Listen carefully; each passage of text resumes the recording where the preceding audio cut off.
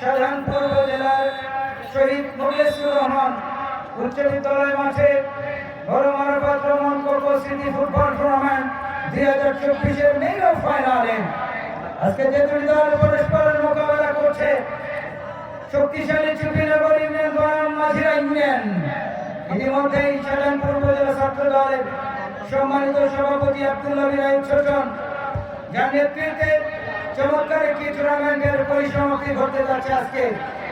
ইতিমধ্যে দেখতে পাচ্ছেন প্রচুর সংখ্যক জনগণ কিন্তু তারা আজকে শুক্রবার জুমাবার তারা বিভিন্ন কাজ ফেলে রেখে আজকের এই ময়দানে তারা আসছেন শুধুমাত্র ফুটবলকে ভালোবেসে।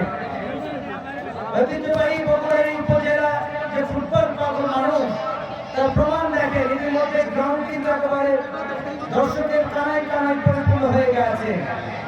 আমি উভয় দলের খেলোয়াড়ের দৃষ্টি আকর্ষণ করছি, যদি